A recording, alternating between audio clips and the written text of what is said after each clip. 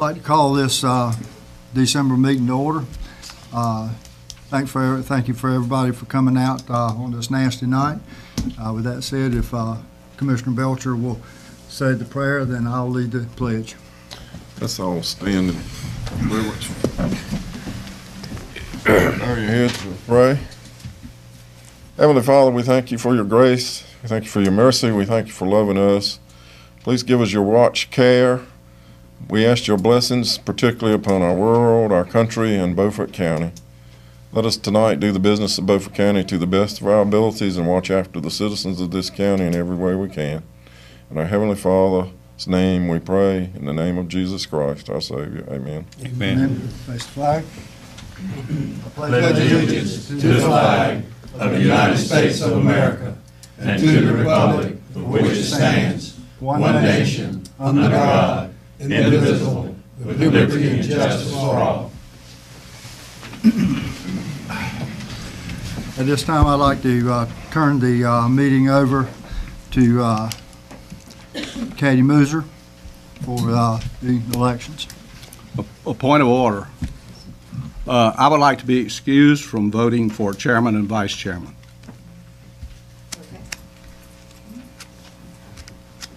I think he has to vote. Across the board of the board, I think he has to vote. you can't abstain. I don't think so. I think you have to vote one way or the other. For chairman? Where is that written? You have to vote on every motion. No, I can be excused from a motion. We do that all the time. Commissioners regularly ask to be excused. Mr. Chairman, I think it would call for a vote if we were to excuse him. That's correct. Mr. Attorney? By state law, you can't. No, you can excuse a commissioner from voting on any issue. Are you stating a reason that you're not going to vote? You want a reason? Yeah. You ask. Don't forget you ask. I don't believe there's anybody sitting on this board who has the character and integrity to serve as chairman among these 6 men. I will nominate you.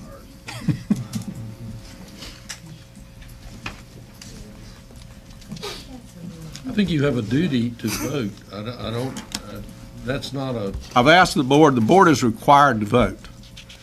That's how it works. For those of you that don't know, when a commissioner asks to be excused from any particular item, the board has to vote one way or the other, up or down. Put it in the form of a motion. I move that I be excused from voting for chairman and vice chairman this year. Have a second? I don't think that requires a second. When a commissioner asks, it doesn't require a second. Point of order, Mr. Chairman. Go ahead. I don't know if this applies. I'll ask our county attorney. Rule 20, duty to vote. It is the duty of each member to vote unless excused by a majority vote according to law. The board may excuse members from voting on matters involving their own financial interests or official conduct. A member who wishes to be excused from voting shall so inform the chair, who shall take a vote of the remaining members. A member who is present at the meeting who fails to vote, not have been excused, shall be recorded as voting in the affirmative. That's right. That's how it works. That's right. So you guys have to vote. Do I have a second? You don't have to have a second. A second is not required. All in favor of excusing Commissioner Richardson, raise your right hand. All opposed? 6-0.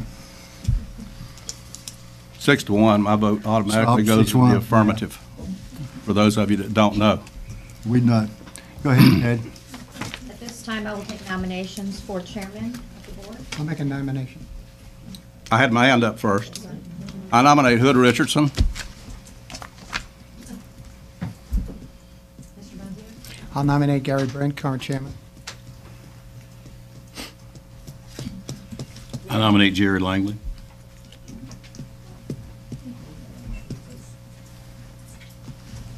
Any other nominations? Okay. At this time, we need to take a three-way vote, which means we will actually be taking 3 votes.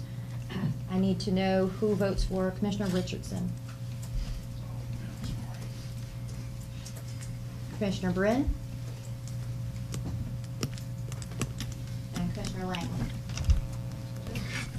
I want a 3-minute break. What was the vote count? 8. Somebody voted twice.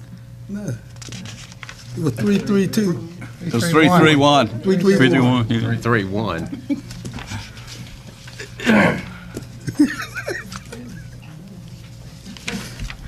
3-3-1. Are we having the break or not? Can you call for a caucus? Just a second. Have you finished? Well, we're not finished with the chairman, but he's asked for. Well, I thought we'd voted for the first round of voting is complete. Right. After the end of the first round of voting, any commissioner can ask for a 3-minute caucus. Okay, I've just asked for a 3-minute caucus. 3-minute break. That's allowed by this. Caucus at, right here. Yeah. I'll meet with the Democrats first. Come on.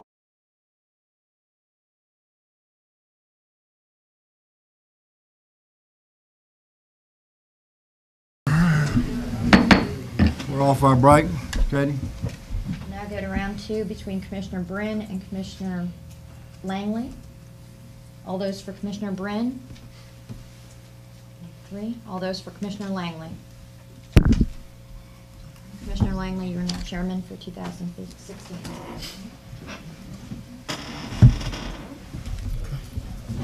Change. Yeah, change these.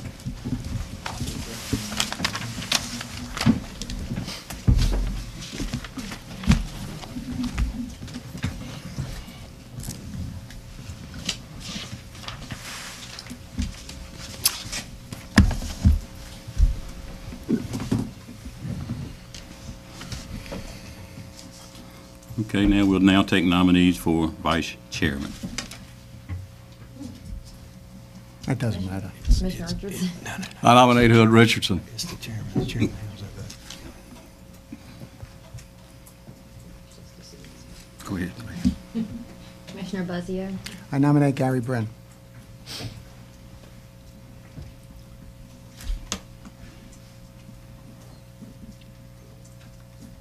All those for Commissioner Richardson? All those for Commissioner Brin? Commissioner Brin is our vice chairman. Okay. Mr. Manager. Name tag. Stay behind me. That's your pen. Yes, just for this.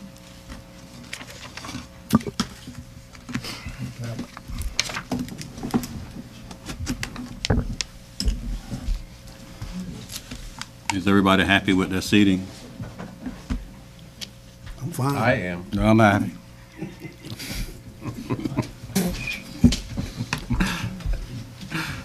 Okay. Happy with your seat. I don't care. All right, we'll move forward. All right, concerning this evening's agenda, are there any additions or deletions?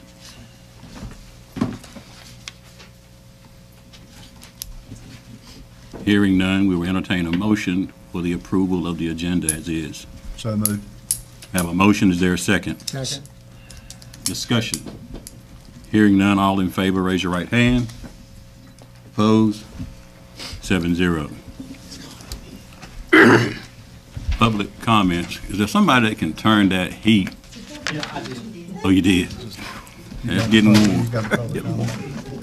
I don't. It's already been warm. Okay, first on our public comments is Mr. Earl Carney.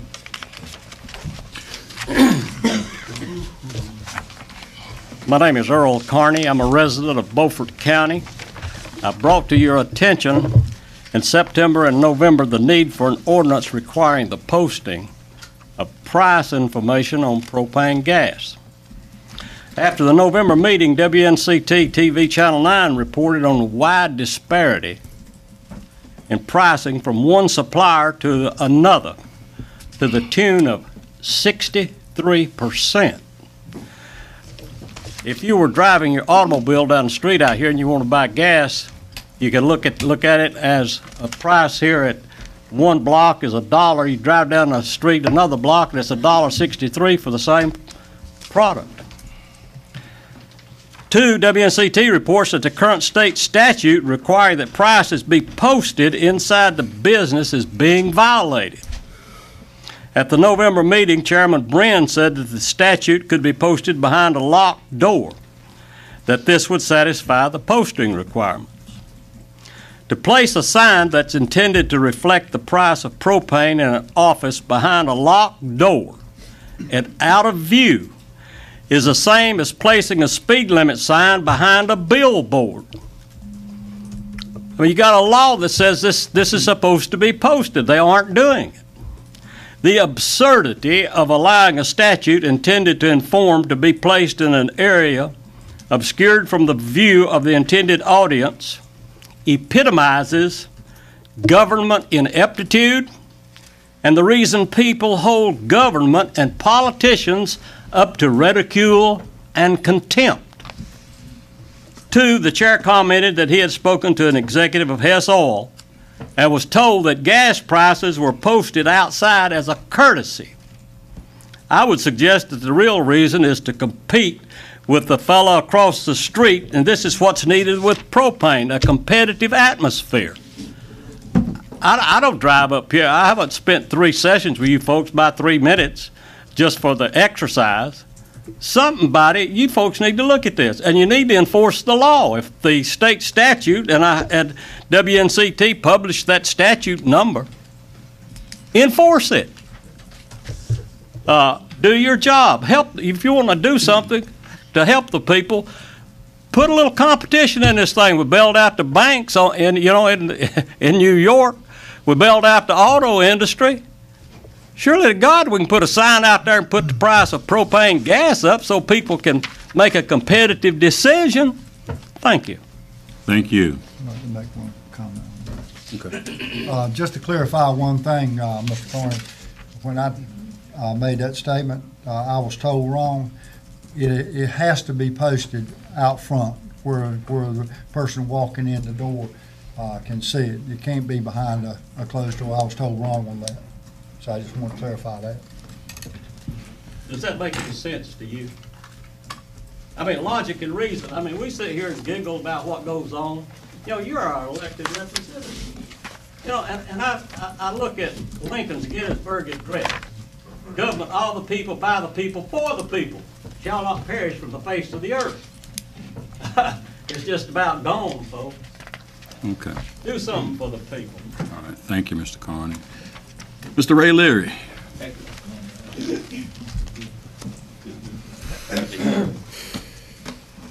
Commissioners, I'm Ray Leary from Chalk-Winnerty, representing the Citizens for Better Government Committee.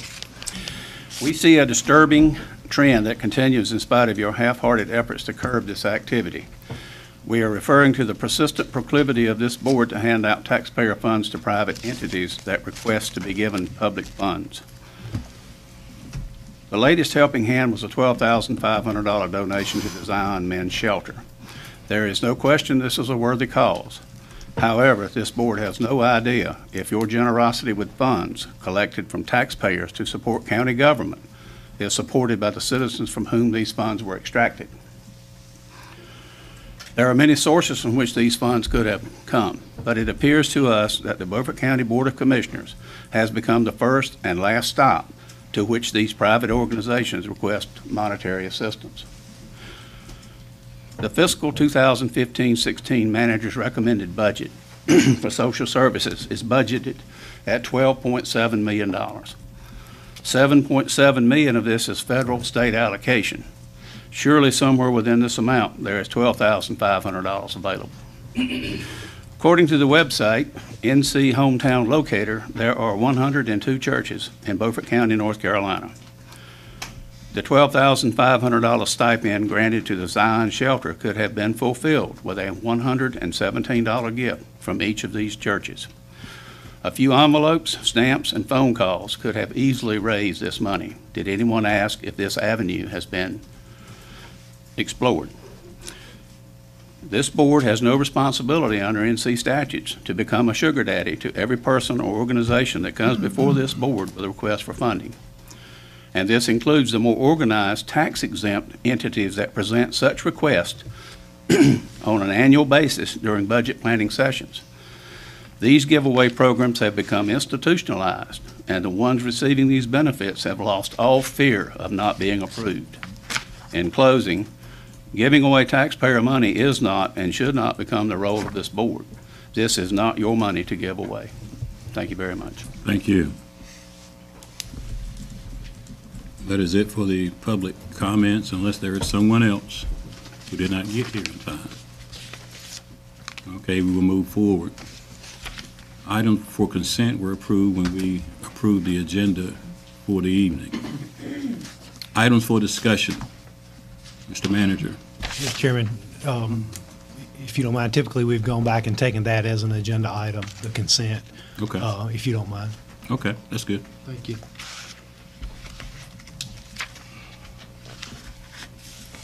Is there anything from the board for the items in the consent agenda?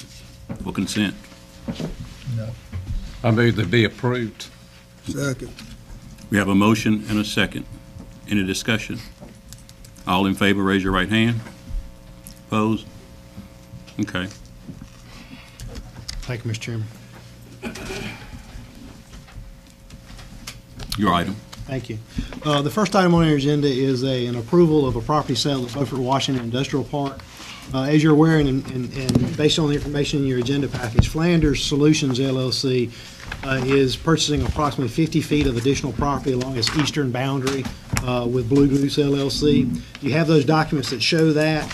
As you'll recall, when the property was transferred from the county to Blue Goose, there was a deed restriction in the deed that read, "Lands herein conveyed are subject to the reservation and restriction that such shall not be conveyed by party of the second to any other party or entity without consent of the County of Beaufort for a period of not less than 10 years from the date of this conveyance."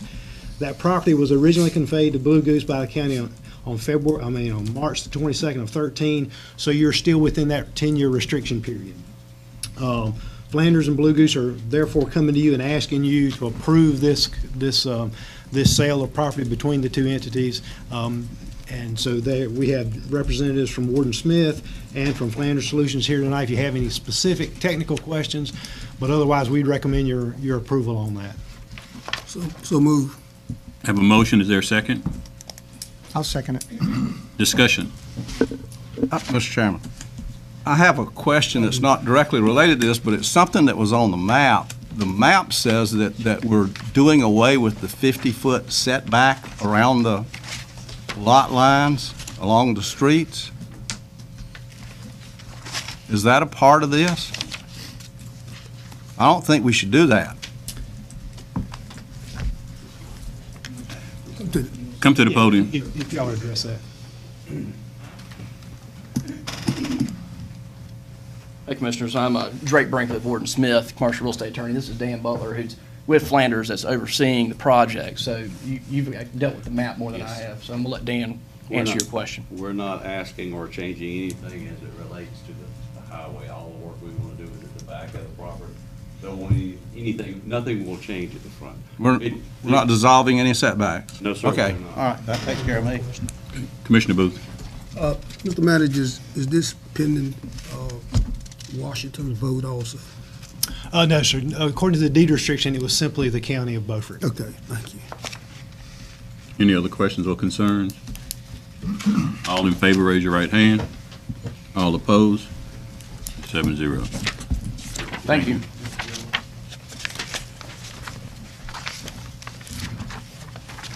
The next one, Mr. Manager. Mr. Chair, members of the board, you have a request, and Ms. Hannah Easley is here tonight with the Beaufort Hyde Martin Regional Library. It's an amended regional library agreement. That amended agreement is attached and officially adds the town of Bath as a member of the BHM governing board. Ms. Easley's here to answer any questions you may have, but we again would recommend your approval of that amendment. What is the pleasure of the board? So moved. Second. Have a motion and a second. Discussion. Hearing none, all in favor, raise your right hand. Opposed? 7-0. The next item is the Child Enforcement Services contract. You have a proposed professional services contract from Pamlico Consulting Services Incorporated and Young Williams PC to provide child support enforcement services through December 31 of 2018. That package includes the contract for child support services, a lease agreement for the space that they currently use at DSS, and the sheriff's services agreement, which pays for a full-time deputy to serve their legal actions. The only changes in the existing contract are the term and the pricing. You'll see that in the 2016 calendar year, the price is 2.6 higher than the last year, and that's explained in the letter from Mr. Osborne based on his needs for recruitment and maintaining his staff. There have been some changes across North Carolina and some of the salaries for those folks, and he's losing some of his people once he gets them trained up. And then the remaining pricing throughout the contract is a 3.25% per year. Mr. Osborne is here. May not have made it here. His daughter had a ball game, and he was on his way here right after that ball game. We may have moved a little quicker than they would get here. So we can answer any questions you may have on it, but it continues the existing contract you have with them. There he is. Mr. Osborne. Just in time. Just in time. Starting a little early this evening. Yeah. Hope the ball game turned out well. Well, not as good as expected. Oh, I'm sorry. But anyway, they tried hard. So that's what counts. Are there any questions for Mr. Osborne from any commissioner? I have none. I see where the increases, Mr. Chair. Go ahead. I see you got is it 2.6 or 3.6 increase for your employees? It's not for the employees per se in that increase right there. For raises for employees, what I've tried to do is through the years, I've always tried to match what the county raise schedule would be. Mm-hmm. So if you give your employees roughly a 2% raise, that's normally what I do with my employees as well. Mm-hmm. Some employees during this cycle right here, I need to try to get them up to some county minimums. Some of the standards that are coming out now from some of the counties are between 32 and 35,000. Mm-hmm. I have a couple employees that are not at that level. It would, in that is it 3.68 or 2.68? I can't remember. I think the increase is works out, I think, maybe 3.25%. Yeah. 3.25. 3.25. Yeah, and a lot of the percentage increase is attributed to out-of-county sheriff service fees. When I first started in child support many years ago, a lot of counties would only charge you the $30 service fee for the initial action that we filed. If we filed a civil complaint or an application and summons to establish a support order, then they charge us $30 for that service fee. But with the show causes where we're enforcing an order, they didn't charge us the $30 service fee. But what got me confused here, you was giving your employees a raise to retain them, and now it's just 2 employees. That's below the model. Well, some of the ones that I have, my biggest competitor that I have to deal with to keep my employees is Pitt County and the call center in Williamston. Because what I normally work out to be is a training ground for Pitt and for the call center in Williamston. I'll use this as an example where I lost an employee. I was paying an employee $30,000 a year. The call center in Williamston turned back around and said, hey, you're an experienced employee. I'm going to turn back around and pay you $35,000 a year. Well, it was a no-brainer for that employee to go to the call center over in Williamston. Now, if I was at the, let's say, $32,000 as a standard, then it becomes driving time, and you have to make a decision whether you want to turn back around and spend 2 hours of your day driving to Williamston and the mileage increase on your vehicle and the wear and tear on your vehicle to go to Williamston or that increase. So the employees are not getting the raise? They will be getting raises, but again, some of those right there are going to be at the 2% increase level. There's a couple employees in there that are going to be at a particular, getting to that minimum of $32,000 or $32,500. You know, the biggest cost that I have out of the whole deal right here is those out-of-county service fees. That got thrown on to me during the last 6 months. Pitt County started charging $30 for every show cause that we send to them to serve in their county. I have one guy right now that I'm waiting on that I'm going to have to spend $500 just to serve him on one case. He has that many child support cases. And when you're going to look at the number of folks that we send to Pitt County for service, I mean, you know, a lot of times we'll spend $1,500 to $2,000 a month just in service fees going to Pitt County. That doesn't include Craven, who started charging, along with Durham and Onslow County, and there's a couple other counties out there that charge that out-of-county service fee as well. And at that point right there, as time goes on, more counties are going to go in and charge that service fee to go along with it. And, that's the unfortunate part. That's where the significant amount of the increase is coming from this time around right here is on those out-of-county service fees. Well, I just read it wrong. I thought it was for employees, but since you explained it, I got it. Thank you. Okay. Any other questions or concerns? Mr. Chairman. Commissioner Buzzio. Mr. Osborne, on section 2.19.1, called compensation for computer network, if I'm reading this right, you're asking for us to pay about $50,000 to upgrade? That was a clause that we put in with the previous county manager, with County Manager Paul Spruill. When we put that in, the state turned back around and pushed IT costs down to the county. And along the way, what has happened is that every year you turn back around, there's always rumors that the state's going to force you to go in and increase or change your computer network and setup. So we put that in as a as a contingency clause, but we haven't actually used that IT part in the whole time that we put that in. What we've managed to do is this right here is a way to save money for the county. Is this right here is that DSS, they use surplus computer, or they have brand new computers sometimes that they'll go in and surplus. And what we've managed to do is we're taking those surplus computers and we're using them in our office because our networking and our access to the state system is not the same as what theirs is. Some of their equipment is, they're having to scan certain documents, and so their computers are not, they have to have a little higher grade computer than what we're using. We could actually use a dummy terminal to access our system.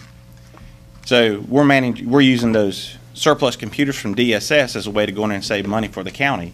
It's worked real well for us. We've done that for probably about the last 6-7 years, and so we haven't utilized that part for that network upgrade, but it's a contingency line that we put in there. So can we take it out if you never used it? Actually, I'd rather we not, simply because 66% of that cost is reimbursed from the state. So if you were to take it out, and then we would end up needing it, then we may not get that reimbursement from Okay, the state. that's good clarification. Okay, thank you. Thank you. Commissioner Waters. How many employees do you have under this contract? I have about 11 employees, plus one contract attorney and one contract deputy. So a total of 13. That's correct.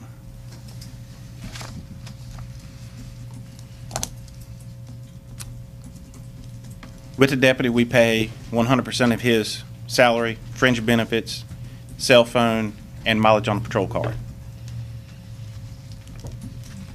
As he increases in rank, of course, we also have to go in and pay his increased salary. And during this last contract time, he received a promotion, which I was excited about that, but I didn't like it on the budget end because I had to pay a little more money. But again, he's a very good deputy that goes in, has a good rapport with the guys that we serve. Some of the ones that he's established contact with through the years. When he receives paperwork for them, he gives them a call.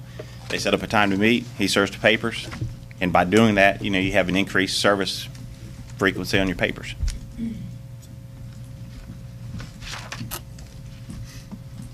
Anything further? Okay. All in favor? Right hand? Opposed? Thank you, 7-0. Thank you very much. I'll appreciate it a whole lot. Well, I'll do a good job for you. Okay. Mr. John Fleming.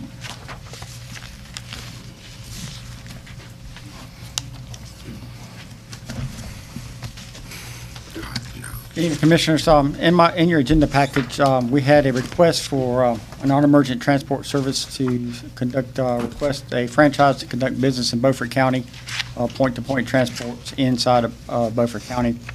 The EMS Oversight Committee met and found that the requirements of the ordinance had been met, their document requirement had been met, and the committee forwarded it to you for your consideration. It is required before a franchise is offered to have 2 readings. This is the first of the 2 readings that is required. I do have the representatives of Priority Care here to answer any questions that the commissioners may have before their consideration for a franchise. Questions from commissioners? Mr. Chairman? Yes, sir. Thank you. John, I have a question for you. On, in the ordinance, I think I have the latest, well, it's the one in the book, it's 1983. And there, Commissioners, actually 2 ordinances. One of them is labeled as ambulance ordinance, and then there's as the attorney pointed out, there is a oversight franchise committee ordinance that also governs franchising of ambulances. Okay, but I'm going to ask you a question, and let me know if this one applies in this ordinance. This is the only one we have. It's under Section 4, page 234, granting a franchise. There's a sentence in here that talks about experience and character of the applicant. We have the public need for additional service, the ability of existing holders of franchise to provide any necessary additional service, and any other factors pertinent to such determination. And it tells me that we have to, well, they have to prove to us, we have to be satisfied. Is there a public need for additional service? Is the ability of existing holders of franchise to provide any necessary additional service? And those are the 2 things that. Is it answered in here? That is I didn't correct. find it. That's correct. The county commissioners ultimately had to make the determination whether we bring another ambulance service into our county. We do not have a cap or a limited number of ambulance franchises in our ordinance. Correct. It's not in. So as long as they meet the requirements of the ordinance and the details of the ordinance, it's up to the county commissioner to be the finder of fact whether or not an increase in number of franchises would be granted. We can't look to see if there's work out here for them. Well, I guess what I'm asking, John, is there anything in this package that you provided that answers those 2 questions? No, sir. That would be. So we have to make that determination. Yes, sir. So I guess we should sit down with the individual that's making the application and have him prove to us that he has this. That's part of what that's part of what they do tonight, to present to you why they are seeking a franchise agreement. Okay. Commissioner Bray. Mr. Fleming, how many ambulance services, non-profit, non-emergency transports do we have in Beaufort County? There is, I'm not trying to speak off the cuff, there's at least 6 services units that are providing service point-to-point inside of. Six buses. 6 different services that. 6 different services. That can have the franchise operate point-to-point inside the county. In your opinion, and only your opinion, is there enough business in Beaufort County to support another transport system? My personal opinion, it'd be very difficult for another service to come in unless they've done their groundwork and work with contracts and try to get guaranteed scheduled trips. It'd be very difficult. Again, that's my opinion, to be very difficult for them to provide that service. So what you're saying is that it would be to the detriment of the existing services if another one came in? Well, you're slicing that piece of the pie even thinner. But again, it's a customer-based service, so if there is a problem with customer service as what the contractee or let's say the hospital or nursing home, if they have an issue with a service over customer service related, it's a customer service-based industry. So, if somebody is not fulfilling their needs and their views as a customer, and when it comes to customer service, then they may look for another provider. So again, it's depending. I don't know their marketing, any services marketing schemes or how they would improve or gain market share of the ambulance transports. That's something that needs to be investigated. Again, it's not our job to find the work for them. So to answer your question. In the long run, it could improve non-emergency transports. It could, because you do have a garner competition. So there is, that does bring competition back into this area of business. But again, there's only a certain number of transports inside the county. And so somebody's got to do it better, stronger, and efficiently. Again, that's something that this service or any other service would have to prove out and have to prove that to you. Thank you. Mr. Fleming, if I wanted to start a service in this county, and I'm sure that you already told me that we have limited resources here, but that's still my right whether I want to invest my money and see if I lose it in this county, isn't it? That's correct. I mean, that's why we do not have a cap on the number of non-emergent transport services.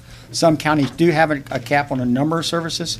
Our county, and the way our ordinance, we do not have a cap on the number of transport services in the county. And like any other business, if they don't make it, they pull up, start, stake, and leave, don't they? It'd be, that's just good business. Well, does it cost the county anything? No, it's all the cost and burden is on the transport service itself. That's correct. Thank you. Well, let me back that up. There would be costs on my requirement of oversight, because I have the oversight requirement of all ambulances that transport or conduct transports inside this county. So, yes, there could be some intrinsic cost and manpower hours for me to ensure oversight and compliance with all state laws and regulations. Is there a fee for that? Or there is a initial. Or we're gonna just pay you if you see 1 or 50? Which is it? There is, they're required to pay an initial application fee. Thank you. Of $1,200. Thank you. Yes, sir. Is that on there here? Yes, sir, there is. Mr. Chairman, I have some questions. Okay. too.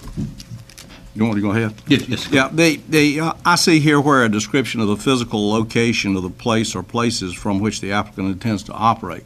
Now, this board in the past has never given a franchise to somebody that didn't have a physical place to operate from in the county.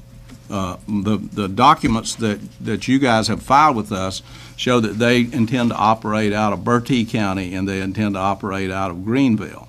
So, that's somewhat unfair because we have in the past required people, before we would give them a franchise, to have a physical location in the county. Commissioner, to answer your question, we have actually 2 non-emergent services that do not have brick and mortar housing in the county. Oh, really? Yes, sir. We have Roanoke Medical Transport, and we have Care First Transport. They have franchises? Yes, sir, they do. Oh, okay, I didn't know that. Okay, a description of the manner in which the public will obtain the services. How that's not specified in any of the paperwork. No, and usually each private service, and we can also refer to Mr. Williams here, he's with Tar Heel Medical Transport. They have their own dispatching system, which they advertise a phone number to call in for request of transports. Right. That is common in the industry. What about the fee schedule? I didn't see the fee schedule in the package. That fee schedule, and that I failed to put that in. I can provide that it is Medicare, the Medicare rates. Well, I think we need a complete package before we get into this. Let's see, I got another couple here. And that was a failure on getting that timely, and they did correct and send their Medicare fee schedule. However, understand the fee schedule is due to change come January 1st with the new Medicare rates. Okay, now, they're going to participate, they're going to sign the contract to participate in the county mutual aid agreement? That is required of all franchise non-emergent transport services, yes, sir.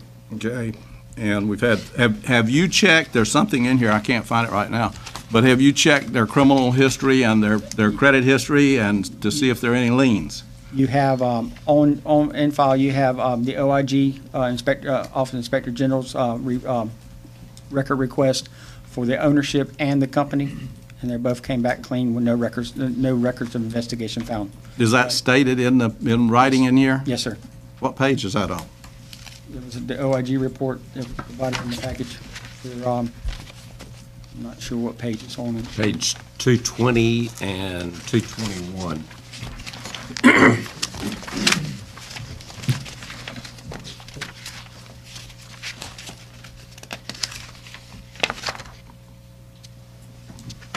But now, when you say the OIG, who is the OIG? That's Office of Inspector General. That's the enforcement arm of Medicare for the Centers of Medicare and Medicaid. Yeah, but have you checked any of the counties for liens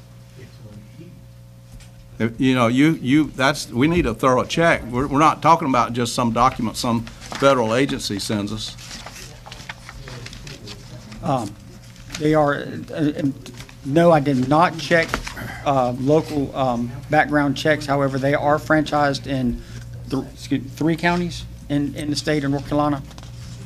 And they're operating as three franchise. This service is franchised in 3 North Carolina counties, eastern North Carolina counties. I would like to see that background checks actually done. You can probably, the manager can probably put you with the sheriff's department. It's usually the way it's done, and they can do the background checks on this for liens and for criminal. I'm not insinuating anything, but it's required that it be done. I mean, just getting something from the OIG and they're clear with Medicare and Medicaid doesn't cover this. What is your standard operating procedure on this? Usually in the past, in my experience, we have not done an individual criminal background check. We look in to see if the enforcement arm of non-emergent transports is done by the Office of Inspector General for the Centers of Medicaid and Medicare. That is the law enforcement arm of the That's program. not what our ordinance requires. And you've never done one here. This is the first one you've ever done here, so there's no history on this. You're giving your interpretation of the ordinance right now, not what has actually happened, because you've never done one of these. Yes, sir, that is correct. I've never done one before. Has there ever been one done on any other carrier that we have in Beaufort County? Commissioners, I have not found documents to support that we've done a individual personal background check. We require financial statements, which they have provided. I've never, I do not see where we've done a full background check through the local law enforcement. It's not a big deal to do the background check. No, sir. Well, do it on everybody. If you got to do it on one, do it on everybody. That's what I was about to say. To do it on him, let's do it on. That's fine. I have no, we can do that. I'm existing. just answering the question. Yes, we can do that. That's not an issue. I'd like to give you an opportunity to come to the podium, introduce yourself to everybody, and clarify anything that you feel you need to clarify. No problem. County Commissioners of Beaufort County, County Manager. We're a small company, Priority Care Medical Services. We're not here to try to take anyone's business. It gives the citizens of your county an opportunity to choose who they would like to use for their medical transportation. Just like if you want to go down to McDonald's or if you want to go to Burger King. It's the same exact thing. You select who you want. If citizens don't select us, then that's something that will hurt us, of course, but we just want to give the citizens an opportunity to choose who they would like. Priority Care was started by my mother, who worked in EMS for 20+ years, and by a firefighter who's my partner. And we have no problems with background checks at all. What is your name? Derek Bond. Derek? Yes. Bond? Bond, yes. You Bertie County? Yes, sir. Are you planning to, as he put, have brick and mortar in Beaufort County? Yes, our plan is to have an office here. As a matter of fact, we've already hired people who live here in Beaufort County right now that are working for us right now. Several people. Okay. Thank you.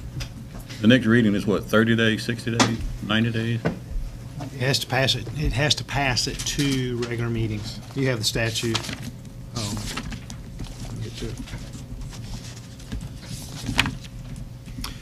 The statute is no franchise will be fully adopted until it has been passed at 2 regular meetings of the Board of Commissioners. So That's at least 30 days. So you would need to take, if you wanted to move forward, you would need to take action tonight on it, and then hold it for the next meeting to take final action at that time. Okay. Mr. Chairman. Commissioner Buzzio. Again, I get back to my questions about, I don't know if you can answer them, about justifying the need for the additional service.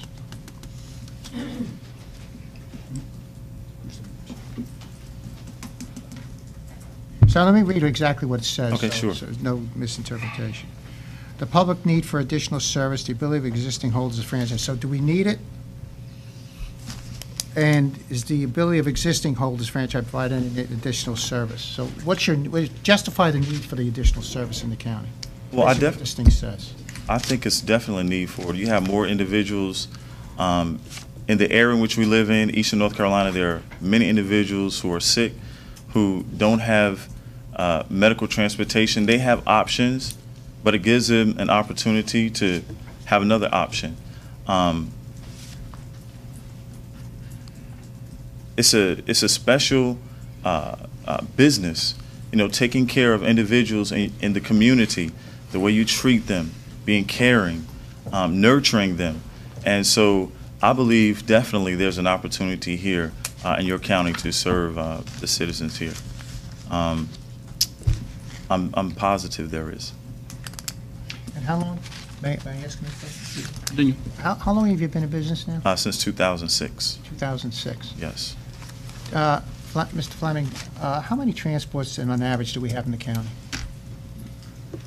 Non-emergent. Non-emergency. Non-emergency. He just told us 6. No, number of transports. How many Transport, non-emergent transports? It varies from year to year. So, you know, overlooking for the last 2 years, it's reaching above 6,000.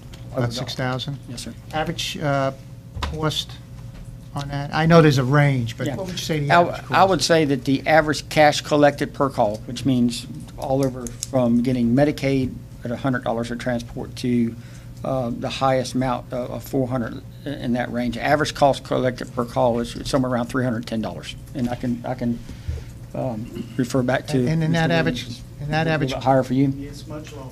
Much lower? And that average cost does include mileage and stuff like that? Yeah, So we're Medicare. talking about about 1.8 million, if my math is correct? I would say between 1 and 1.5 on depending on the mileages and what the mileage reimbursements is. And that, basically, it's now that Medicare has a determination, if you pick up, when they redefine what's urban and what's rural, if you pick up in Pitt County, they're going to pay you the urban rates. But if you pick up in parts of Beaufort County, you can get the Medicare rural rates. So even though either you come into Beaufort County or it's where the pickup point is on what rate you're going to be reimbursed at in Medicare. Okay, thank you, Mr. Chairman. Any other questions? Commissioner Waters. Is this under the standard 3-year contract? It's a 5-year contract, as we find out now. It's a 5-year contract. It's a 5-year contract. That's correct. What is, if the commissioners decided to terminate it, what is the time? Is it 6 months' notice? My understanding is still the 120-day. 120 days. Of intent to cancel services. The other question I have is, on page 218, we have a profit and loss statement. Is this what you're projecting for Beaufort County as far as income and expenses are concerned? Do you? Yeah, if I can need to see a copy. Sure. Here you go. Take it out of mine.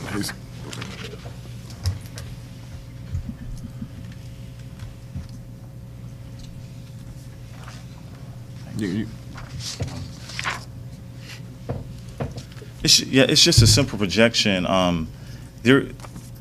It's just something to give us an idea of possibility. It's nothing etched in stone, of course, because we're not here yet. Right. Just gives us an idea of it gives us something to shoot for. You know, so we set goals for ourselves, and then we try to accomplish those goals just by making smart business decisions to help the community out. I guess where I'm coming from is this based on your other locations as far as your revenues? Yes. Or your expenses as a percent of revenues? Yes. It appears that that if you have competition, would it drive the price down, or is it all going to be reimbursed based on Medicare and Medicaid rates? Medicare and Medicaid system rates.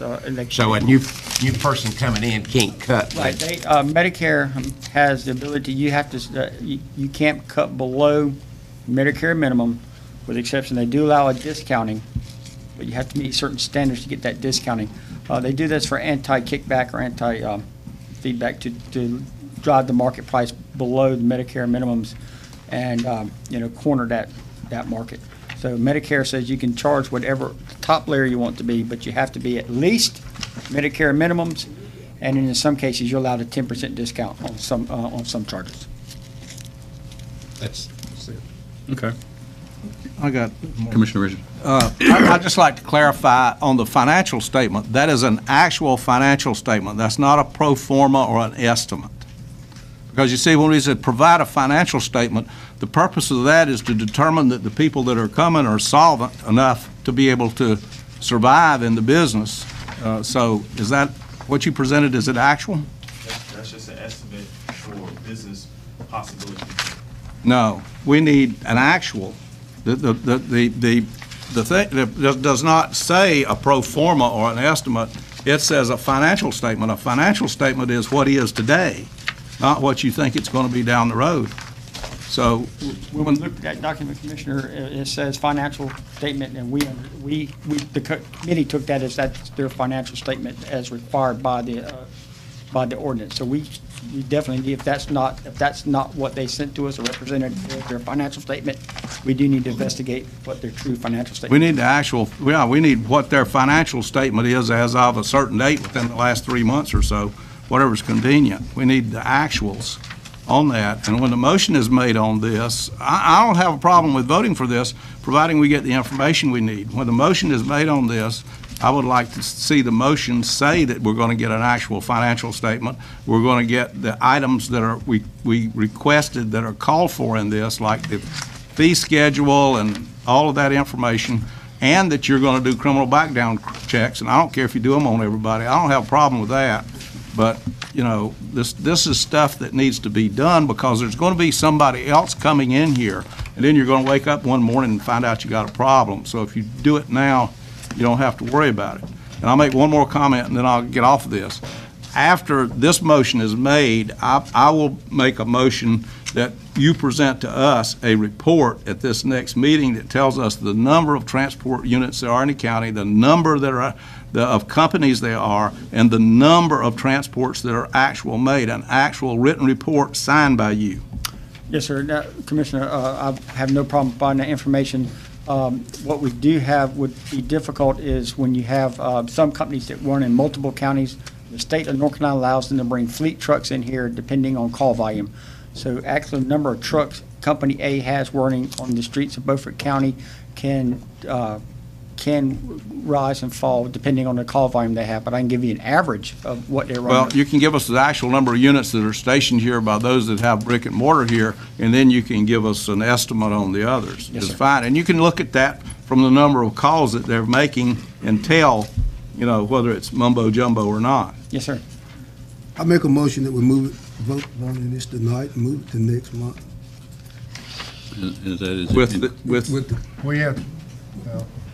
With Commissioners Richardson's request. Well, you could get a preliminary vote tonight, get this information in during the 30 days, and if the information that they submit is satisfactory, you could vote on it the second time in January. Yeah. I could do that with That's fine. Are you talking about the background? Yeah, the background and stuff all comes before we vote at the next meeting. We can't vote at the next meeting until he's submitted a complete application. I would take that friendly amendment only if you gentlemen promise us that y'all won't go out and say this is the worst county in the world to do business with. How about if we say, make the amendment to approve the franchise agreement contingent upon them providing at the January Commissioners meeting a satisfactory criminal background check, an actual financial statement, and their fee schedule to the commissioners prior to but it be in our packet prior to the meeting that night. I don't have a problem. That's what we really intend, I think. I don't have a problem with that. I make the motion that we approve it contingent upon those three conditions. I think all we can do is approve this reading. We can't approve the franchise agreement at this meeting. We can approve this reading. Move it to the It'll next. be fine. Yeah. Okay, we have a motion and a second. Any further discussion? Hearing none, all in favor? Okay. We'll see you next month. Okay, You got the three things. I'll make my motion, Okay, go if I ahead. may, that John Fleming present to us at our next meeting the report that I identified, and that is number of units by company, the number of companies that are operating in the county, the number of hauls that are made, and whatever other statistical data that he wants to present that's going on in the county. This will give us a baseline, because I really don't want to overcrowd the business in Beaufort County. The people that are here and that have been operating deserve the business, and we don't need 3 more companies coming in here asking for franchise agreements and putting our locals out of business. Commissioner, that would be no problem. Okay. All right, we have a motion. Is there a second? Second. Discussion. All in favor, raise your right hand. Opposed? 7-0. Thank you, sir. Scandalize us, boys. Mr. Lewis.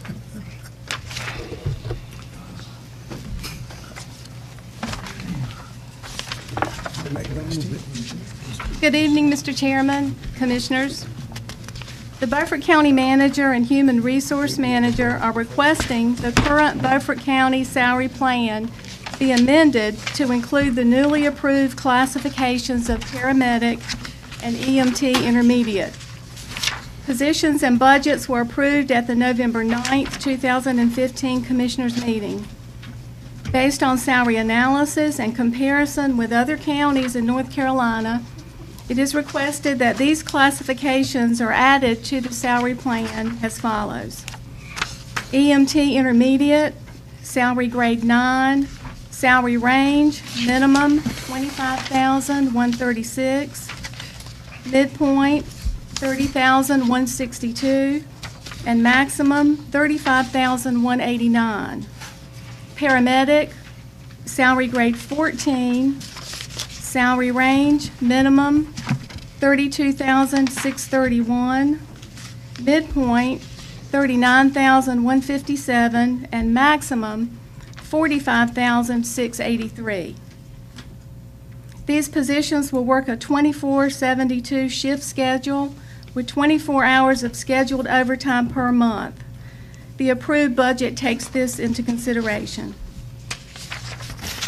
We would like to request approval to add the classifications of paramedic and EMT intermediate to the Beaufort County salary plan as follows. Again, EMT intermediate, salary grade 9, salary range, minimum $25,136, midpoint $30,162, and maximum $35,189.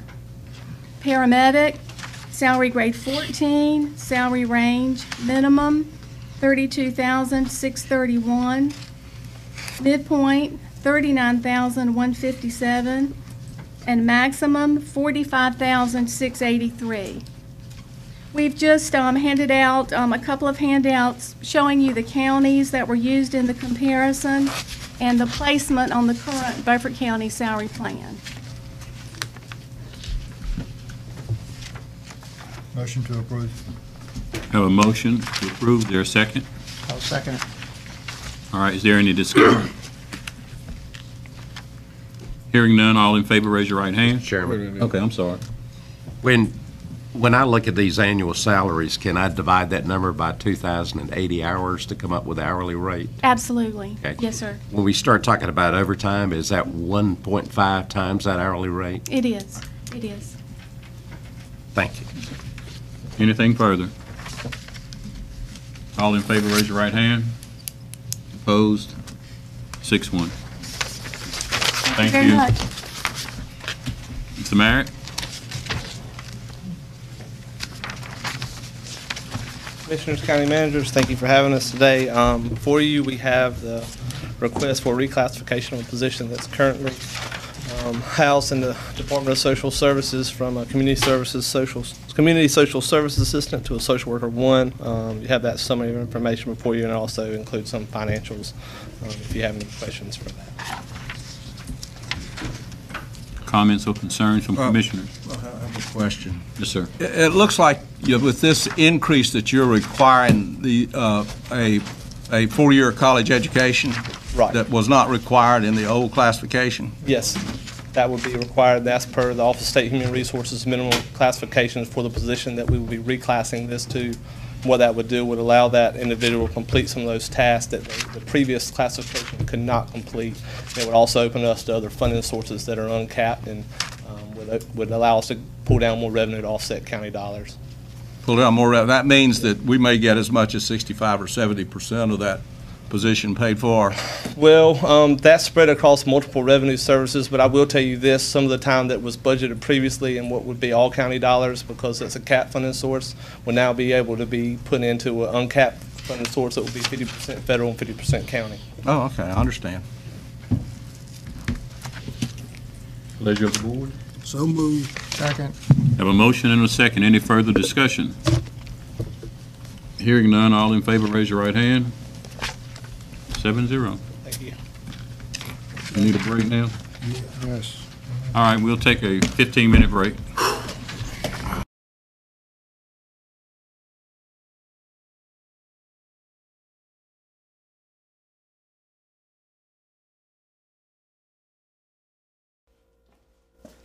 Hi, I'm Priya. I'm the spokeskid for United Way. You know, United Way does a lot of amazing things with your donations. Some you may not even know about. They do so many things that some people might even say it's complicated. But that's why I'm here to break it down. Don't worry, I'm a kid. I got this. You'll be able to keep up. The people at United Way are really good at making sure the right things happen in the right places. This helps communities grow stronger so kids like me and their moms and dads can have a better life. So me and my friends and I, stay in school and stay healthy. So we can grow up and get awesome jobs. Yep, prepping for surgery. Break time's over. Where's my latte? And awesome jobs means awesome communities. So, that's what United Way does. But how do they do it? Well, United Way is awesome at bringing donors, volunteers, companies, and a whole bunch of other organizations together to work as a team and make those awesome things happen all over our whole area. But not just for me, for men, women, and kids who need help the most. Let's say a mom lost her home. Maybe she got sick, couldn't work, and used all her money she had in the bank to try to get better. So she couldn't pay rent and got evicted. You see how these things are connected? We need to get her whole life back on track. That's the United Way. All right, you see these pieces? Let's say this piece is the mom and her family. So let's put this here. But this is just one piece, and this game is made up of a lot of different pieces, just like communities. To turn this into a thriving community, it takes a lot of work. So United Way breaks up this work into 3 steps. First, they organize all the pieces, like donors, advocates, nonprofits, governments, and volunteers. Second, United Way connects all the pieces together.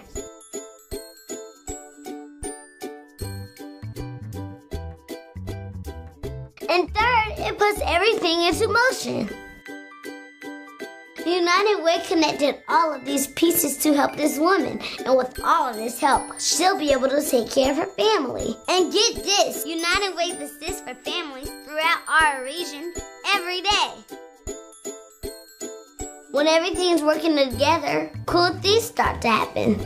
I mean, it's pretty awesome. You know what else is awesome? Helping one person in your community ends up helping everyone. When someone gets a job, they can pay rent and buy groceries. That helps local businesses. She can also pay taxes. Those help pay for streets and schools and stuff. It goes on and on. It's all connected. And don't forget, kids are a big part of the connection too. When we're doing well, the whole community is doing well. And when the community is doing well, life is pretty awesome. Okay, now you know what United Way is all about. That wasn't so hard, was it? Neither is helping out, and there are 3 really easy ways to do it. Number 1, dig in your pockets. Number 2, tell your friends.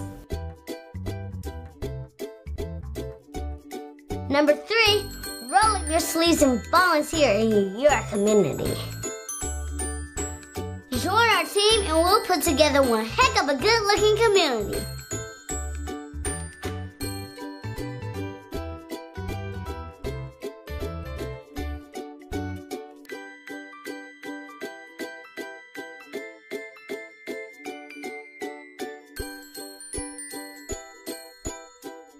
That's how we live united.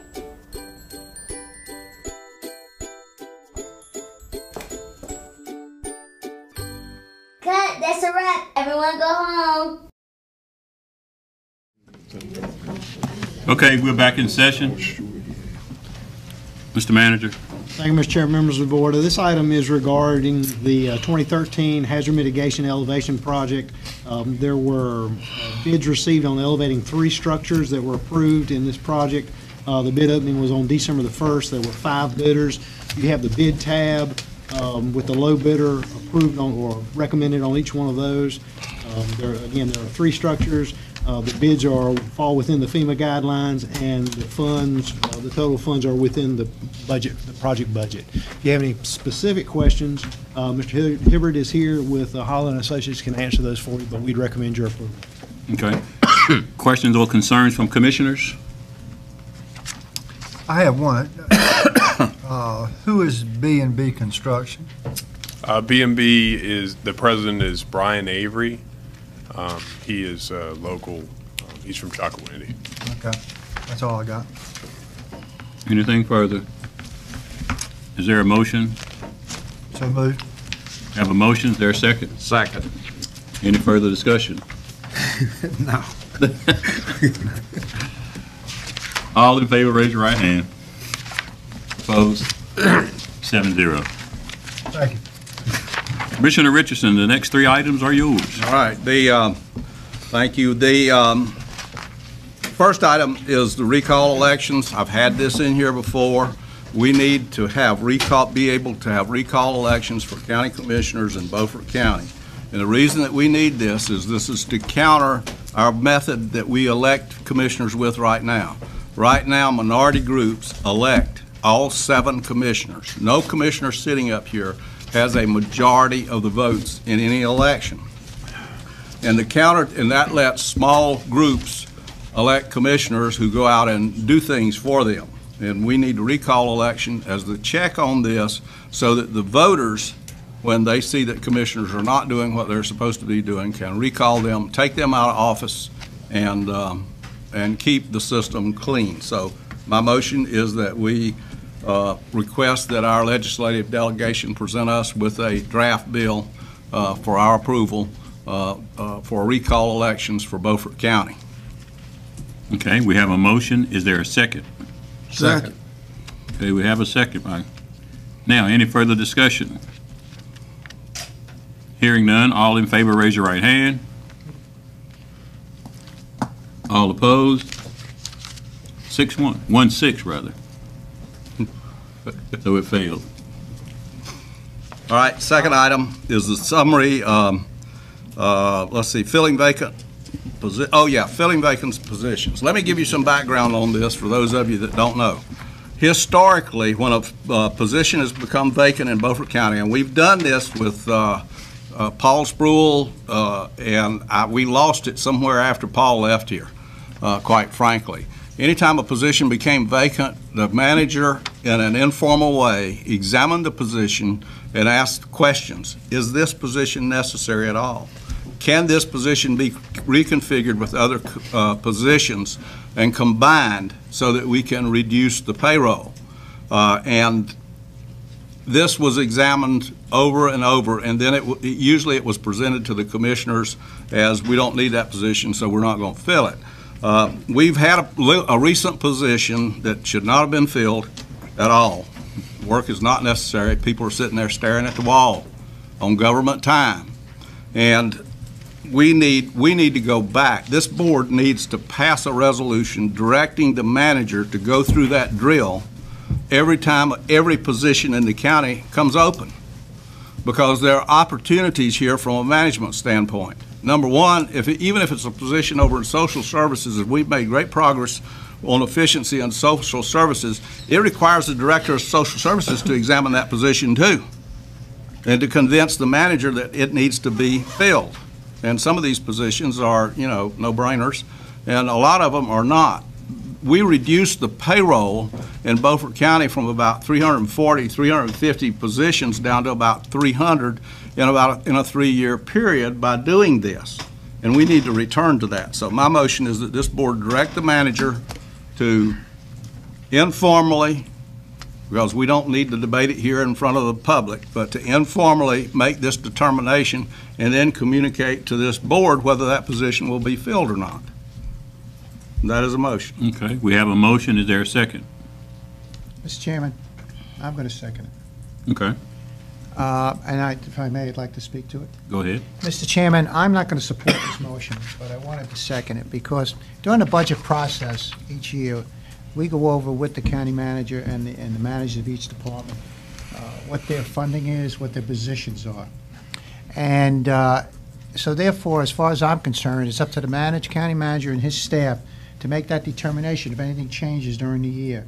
And if it doesn't, they go forward. If there's something that they shouldn't hire and it's their responsibility, then it's our responsibility to take it out on the county manager or something. But as it stands now, we go through the whole process, we spend time on the budget, we approve the positions, we approve the funding.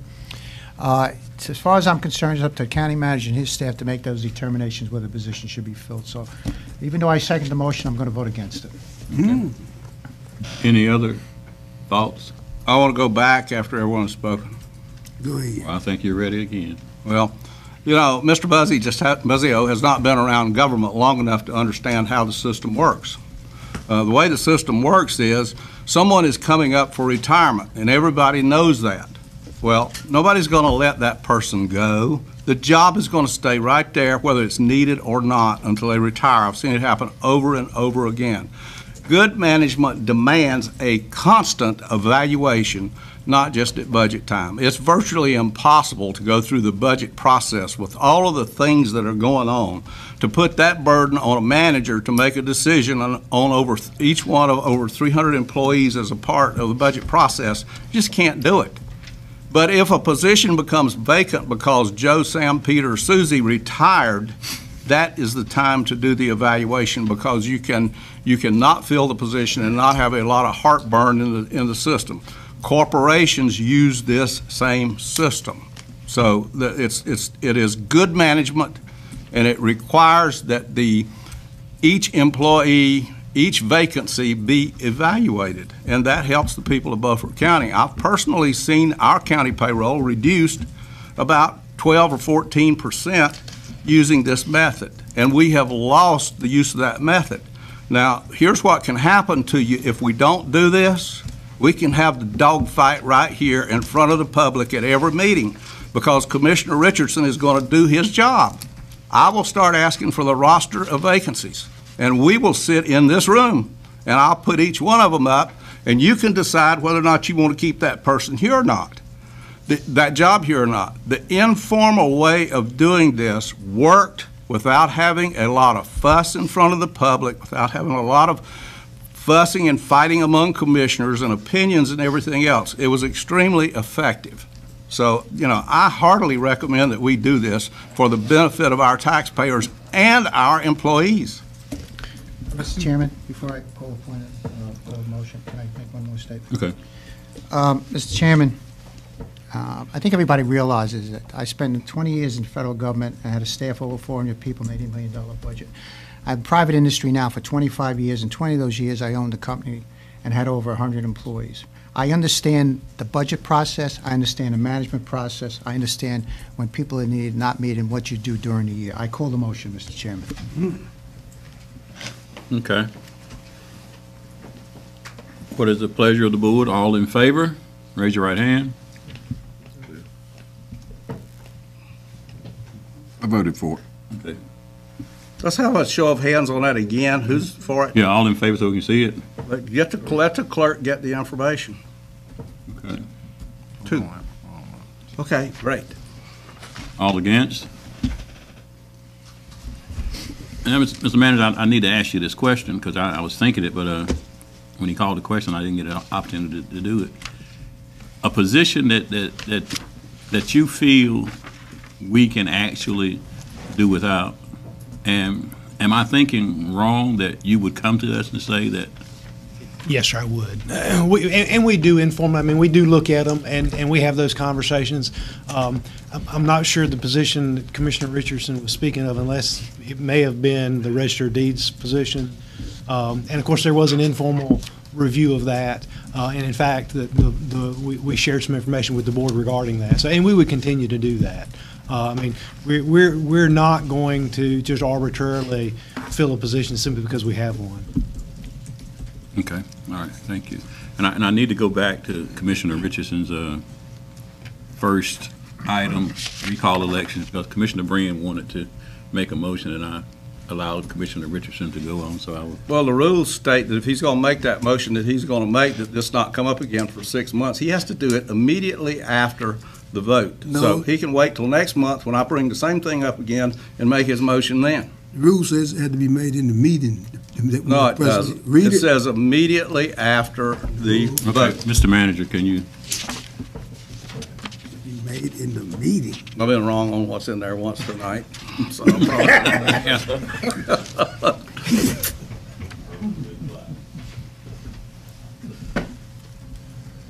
Hang on, I'm getting there. I'm sure it said the meeting, not immediately after.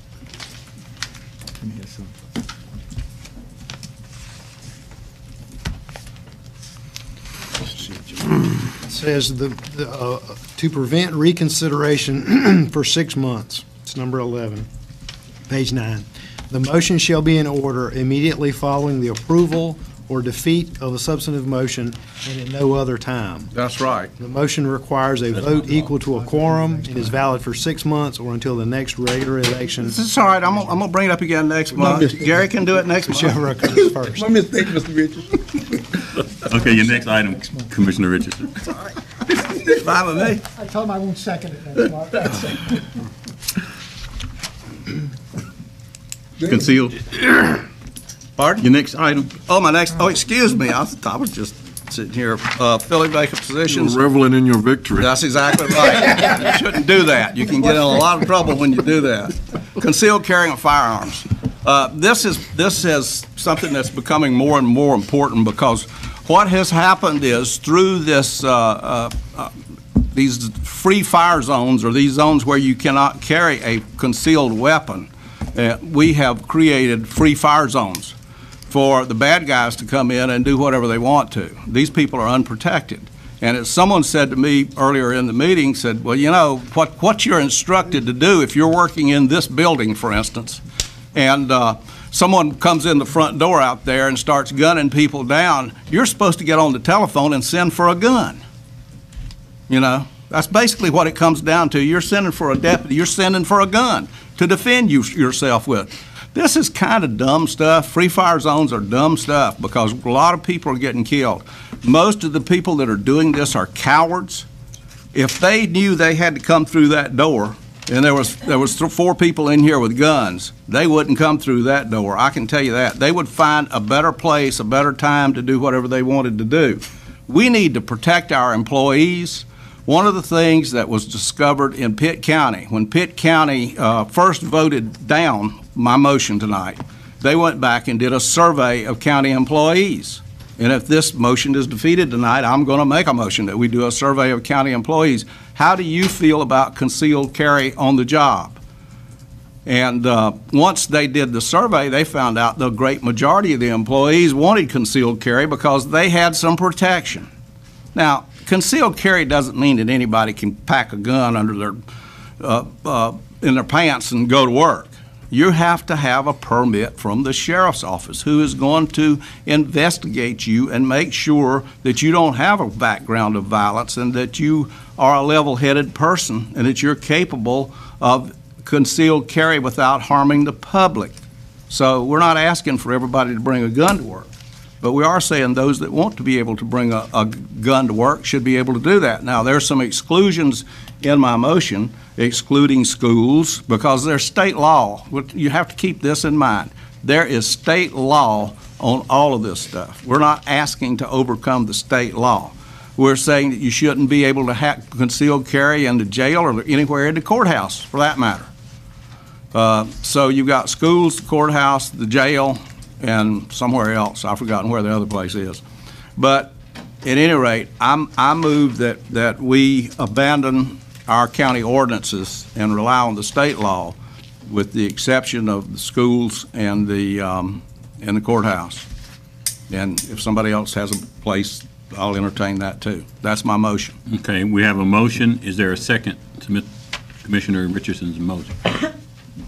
I will second that if you will add detention center. Yeah, the detention center, anywhere in the courthouse, the jail, the detention center, yeah. I'll second that. Okay. We have a motion and a second. I was going to ask how that pertains to county-owned buildings that aren't inhabited by county employees, like the library headquarters and the old courthouse. It applies there too. It applies anywhere except any county property except the places that are mentioned, the jail, the courthouse, and the schools. But state law still prevails in all of these places. We're not trying to overcome state law. Okay. Comments from commissioners? Yeah, I got one.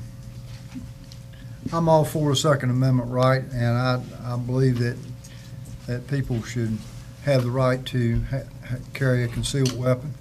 In fact, I'm thinking about doing it myself. But I think that for all county employees to have the opportunity to carry a concealed weapon on the job, I just don't like the intimidation factor there. So, although I believe in the Second Amendment right, I can't support that. Okay. Mr. Chairman, can I? Commissioner Buzzell. Can I ask Mr. Richardson, Commissioner Richardson, a question? Oh, yes. Does this apply to attendees, anybody entering county office buildings, or just the employees can carry firearms? Well, it would require people going into the county, yeah. All right, so everybody, the employees? Everybody, people from the public that are coming through to see people, it's, yeah. Okay. Mr. Chairman, may I make? Go ahead. Thank you. You know, I as I mentioned earlier, I was in law enforcement for a number of years, and I carried a firearm. And we were required to be certified twice a year by certified trainers. They had to be certified. And then we were on the range at least twice a year to prove our skills. And if you've ever been in a shootout, it's almost surreal. And bullets are flying all over the place. And I've known a number of people, when they pull the gun out of their holster, the gun's empty because they've been hitting the ground as they pull it. So to say we're going to open up the county office buildings where the residents can come into the county, and we don't know what type of training they've had, how often they fired the weapon, under what conditions, have they been certified trainers involved in that, or county employees, what a whole bunch of standards, and what kind of weapons are we talking about? They can bring in a shotgun, a rifle, a pistol. It doesn't have to be concealed. We're going to allow unconcealed weapons. So until we have a lot of these issues, whether it's insurance, liability, who's bringing guns in, who's going to start a shootout, more innocent people may be shot. So at this point in time, until I've had a lot more information based upon my experience, and I know everybody has this right. I'm like Gary. I'm in the process now of getting a permit. And I'm taking a concealed training course, but I don't intend to bring it to work. So I don't intend to support this motion either. Thank you, Mr. Chairman. Well, the problem that I have is you're going to have some employees who are not going to be comfortable bringing a firearm to work, period. And then you will have folk who will have a concealed carry permit who will be able to come into buildings. And I'll give you this example. At the Department of Social Services, they take a lot of children from a lot of folk. And now you have the right to go into the Department of Social Services with your firearm, and there's social worker X who took my little baby girl, and I don't like it, and so I'm just waiting for you to say the right thing to me today, and it's gonna be on. I'm just not comfortable with that. And then the other thing is, you have employees who are not gonna be comfortable with people walking into, let's say, the tax office, packing a firearm. That will be stressful for those employees. And my final thought is this, and I'll allow the chief to comment on anything I've said, is that when you pull a gun and you fire it under no stress, you can pull it and you can hit center mass I don't know how many times. But when the adrenaline starts flowing and your breathing changes and you got that firearm every time this is what you get, and oh no, I just cannot go along with that, and I just cannot see doing that. And I think Commissioner Breen wants to ask you some questions, Chief. Go to the podium. If you'll step to the podium. Chief, I got just one question. In the state of North Carolina, it's legal to holster a gun if it's not concealed. Is that correct? In certain situations, there are. And what are those situations? I'll start on the other end of it. There are businesses that can limit firearms to go in. Spoke with the county manager on earlier today. Private businesses, government offices, sheriff's office, detention centers can limit the amount of firearms, whether they're concealed or not concealed, by putting signs up on the outside of that business. That covers open carry as well as concealed in certain situations.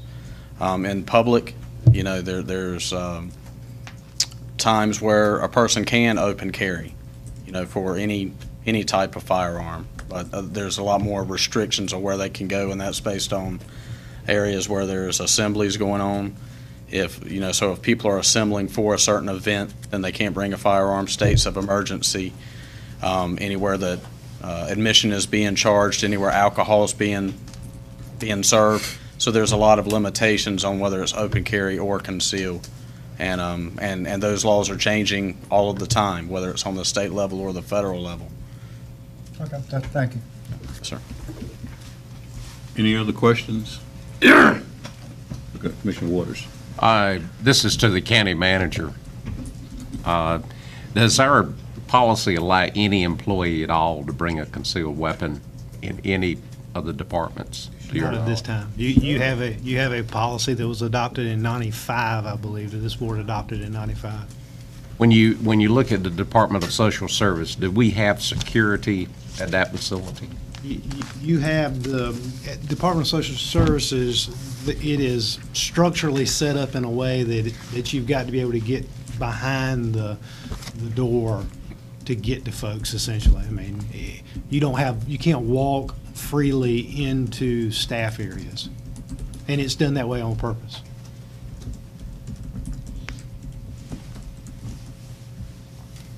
Any other questions? All right, we have a motion and a second. All in favor, raise your right hand. All opposed? 2-5. Well, Mr. Chairman, can I make my other motion? Yes, sir.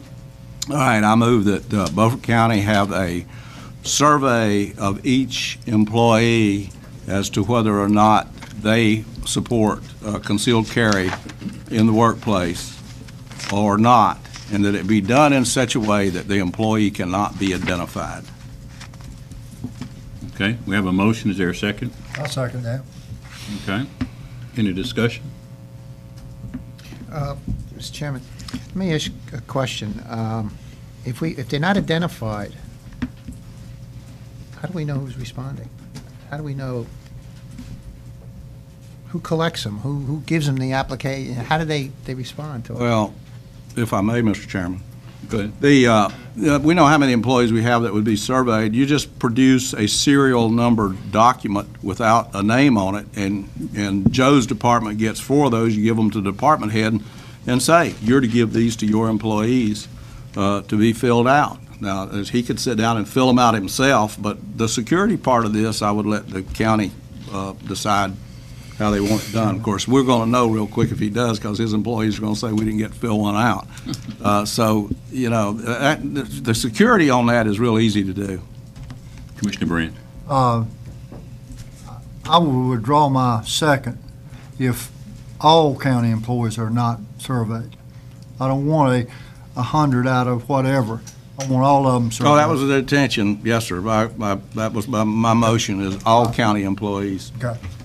Mr. Chairman. Yes, sir. We just voted not to allow concealed weapons into the buildings. What's the purpose of the survey? To see how the employees feel about it. Well, what difference? The employees want it in Pitt County. If they don't want it, that's fine.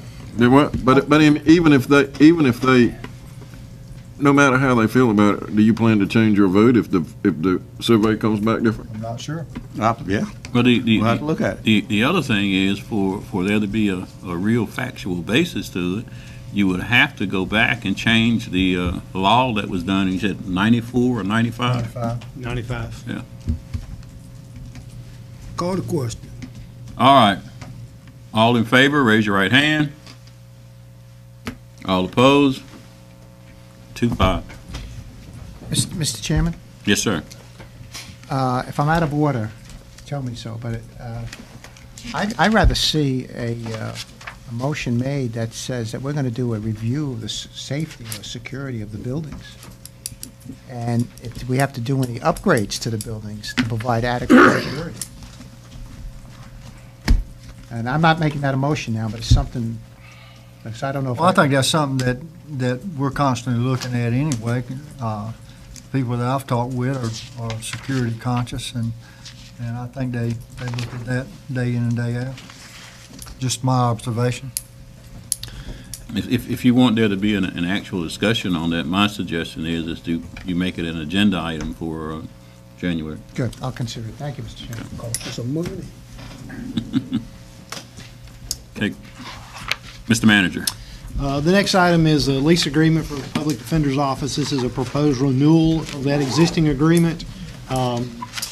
This is for an additional 2 years at the same monthly lease rate of the current lease, and also allows for a third-year option if the county exercises that for an additional $50 per month. That's set up exactly the way the existing lease is set up that you had in place for the last 3 years, and we recommend your approval. Okay. What is the pleasure of the board? So moved. We have a motion. Is there a second? Second. Discussion. Mr. Chairman, I hope we'd vote for this because we spent a lot of money when we put those people in there wiring that thing, getting the telephones in there, and I'd hate to spend that money again to go to another building. Well, I think that they've done a good job. They have cleaned the courthouse, I mean, the jail out to a certain extent. So I think that's really helped as far as moving traffic in and out of the facility.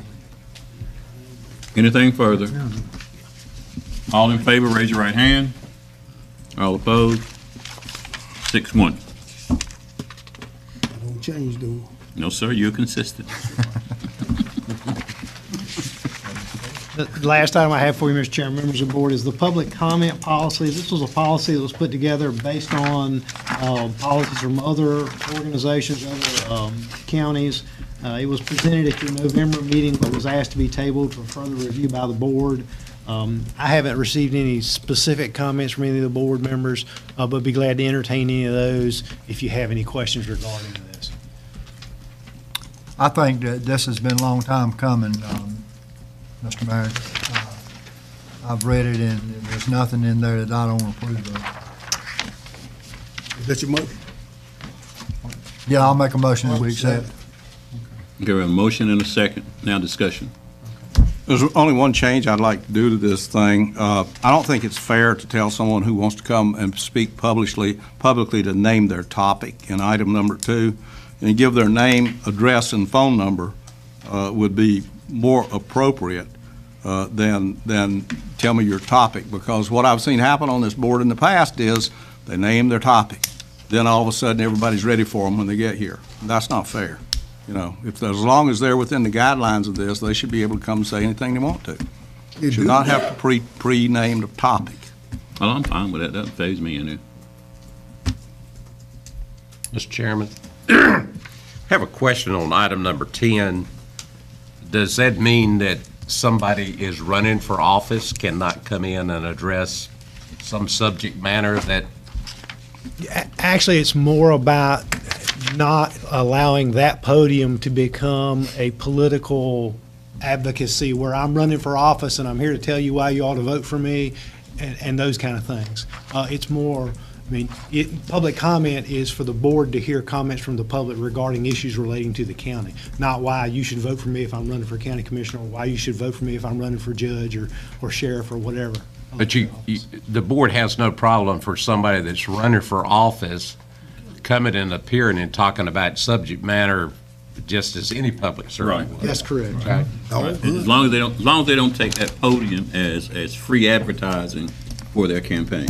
That's what we want to get away from. We don't want that to happen. But they're free to talk about. And then item number 12, I have a problem with us debating what the speaker says immediately after. I really would like to say after the public comment period is over or has finished, or after the agenda items has been completed. I just think it's unfair to a citizen to, as it reads here, we could interrupt after that and we could go ahead and ask questions or debate it, so to speak. That's on the very last sentence of the policy. I think just changing it to say after the public comment period, that we hold all of our comments as commissioners until after that.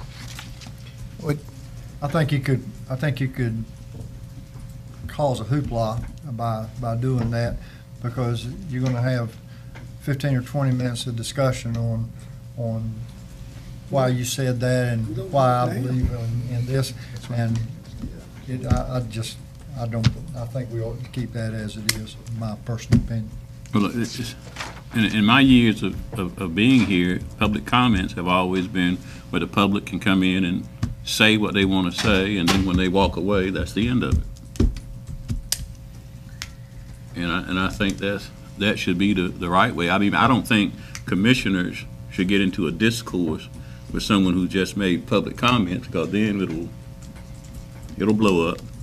We did that tonight during our public comment section. Yeah.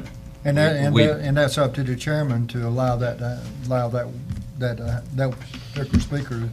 And that was pretty much my doing. I should not have allowed that to happen, but I did. So trust me, it will not again. Well, we have always, toward the end of the meeting, if someone says so-and-so brought an issue up tonight, we need it on the agenda at the next meeting or something. Yeah. I mean, you know, we've always done that, but it hasn't been right after they finished talking. Yeah. Right. Like Commissioner says. Yeah, and Mr. Chairman? Go ahead. I was playing with the language also, and it basically what Mr. Richardson said. At the request, first sentence stays the same. At the request of the board, the county manager and/or county attorney may take under consideration the statements and then may respond at a later meeting or something like that. It gets it away that we don't do it that day after they speak or at the end of the meeting. And we may take it under consideration for a future meeting. Something to that effect. That's essentially what we've been doing. That's right. Yeah. That's changing it, because this language has to go there, because this is not what we've been doing. Well, can we just get it cleaned up and you bring it back? Just clean it. Well, I tell you what you could do. On item 12, you said if you just left that first sentence in there and deleted the second sentence. That's essentially what you're doing now. Items brought up during public comment will be at the discretion of the board. Good. All right. You can. It takes out all the other language. So I don't have a problem with that. And I'd like to see and topic, disclosing the topic when they want to come and speak. So that was that one, and then you want to take out topic, just indicating their name only? Yeah, name, address, and phone number. I think they should give their name, address, and phone number. And once they get to the podium, they can tell us what the topic is. Yeah. I would ask you this, are you sure you want folks standing, would you be comfortable giving out your phone number on, because this is recorded publicly? Yeah. Well, no, they give it when they call in. They won't give it out here. They do it next, so Katie can call them back, or they call her back. They do that now. Do they? Oh, okay, all right. You know, they may say, well, I'm so-and-so, I live here in Beaufort County, I live in Blunts Creek, and that's okay. added. All right. Well, I just think if I can get the topic out of it, I'll be very happy. Because I just want their name. The topic has circulated in the past. You know, that has become public information, and it should not be. So I had taken out topic on number 2, so they'll just indicate their name. Don't worry about the topic. And then we'll delete the last sentence in number 12. When they come, you know what they're gonna talk about. Oh, yeah. We'll delete the It's last not hard to sentence in figure number out. 12. Was that all? That's it. Is there a motion to approve that as is, as with the So moved. Changes. with the change? I can vote for it. So moved. I'll second. I have a motion and a second. Any further discussion? All in favor? Okay, 7-0. The last item. Last item is the recommended schedule for the board meetings for the 2016 year. So moved. Second. Have a motion and a second. Any discussion? And I said that because it has always been, if there's something like one of us have a meeting prior, that We've always changed. We'll make adjustments. We'll make adjustments. That's the reason I said that. All right, all in favor? Opposed? 7-0. Motion to adjourn. Have a motion to adjourn? Second. Well, does the manager have anything else? Is he, Oh, no. is he done? Sir, thank you. I'm good. Appreciate it. That's funny.